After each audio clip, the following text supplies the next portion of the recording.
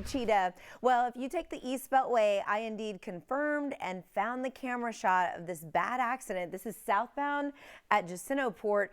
They're currently spun this vehicle around. They're about to tow it away, but it was some pretty good front end damage. So hopefully anybody who needed to be transported to the hospital has been transported.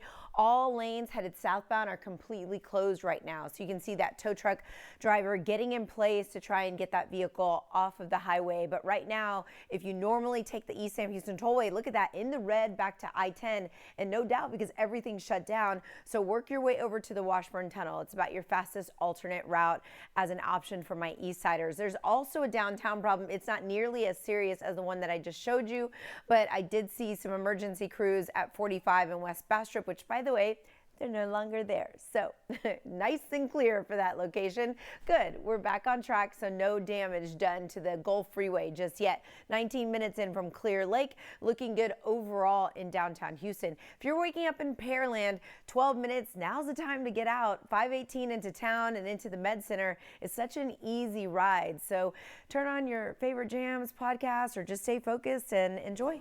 Navigation part where that car was submerged, I was just like, wow.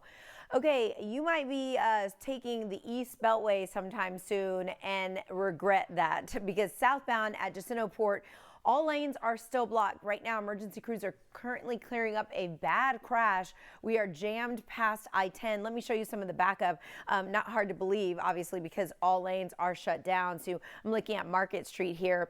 Washburn Tunnel would be your better bet, but we are backed up solid to the East Freeway. If you're leaving Cloverleaf, take I-10 into town and then drop down to 225 using the Washburn Tunnel. If you're in point is like Deer Park or something, or you can go all the way out to 330. Either way, though, you need plenty of extra time. Now, we had a downtown problem. It was resolved, but there's a new problem on I-45 Gulf southbound on the Pierce Elevated.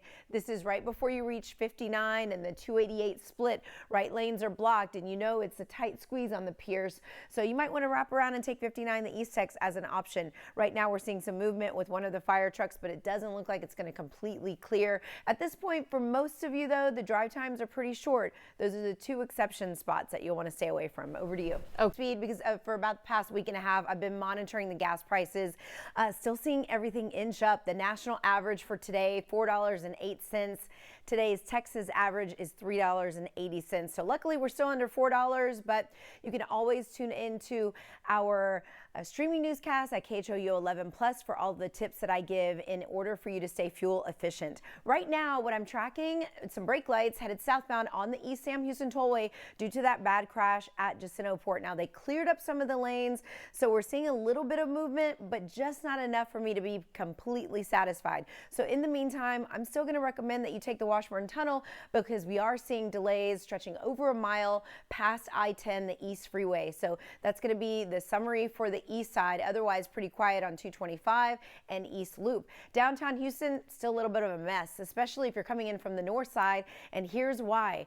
This problem sits on I-45 headed southbound right before you get to the 59-288 split. If you were to continue heading south, U of H main campus would be on the right side. So we are obviously looking toward Galveston County. We have a little bit of northbound rubbernecking that's happening. So if you're connecting right there on the Pierce Elevated, don't be surprised that that looks a little bit crowded. 28 minutes in from the Woodlands, and I'll monitor that drive time, because that is the drive time that will be impacted with that downtown crash. We'll be right back.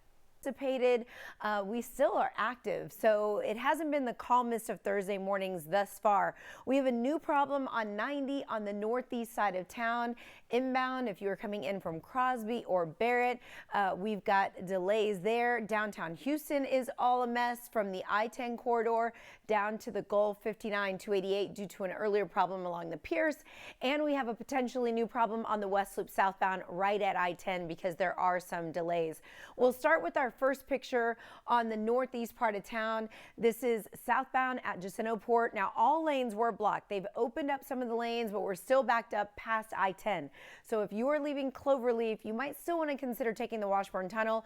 There's a new problem on 90 on the northeast side. It's inbound before you reach South Lake Houston Parkway. Here's some of the backup in downtown that I was showing you on the map where it was red.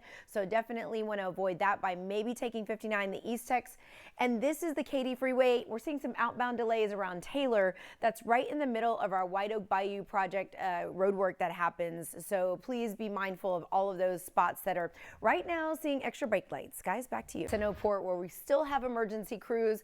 It looks like they are attending to some of the barricades here. We had a really bad crash that shut down all lanes. So we're still seeing some backup in the area, but at least traffic is able to get through. You don't necessarily need to take the Washburn Tunnel, but that is still an option because we're still going to be slow going for a little over a mile. Also take note, there's a problem on 90 inbound just before you reach South Lake Houston Parkway. Business 90 up on top is clean and green, so that is definitely an option if you're coming in from Crosby, Barrett, Beaumont Place, and you don't want to sit through any backup. Also, I want to take note of East Loop drivers that are running slowly southbound right at the Port of Houston. I'll have a live picture for you here in just a second.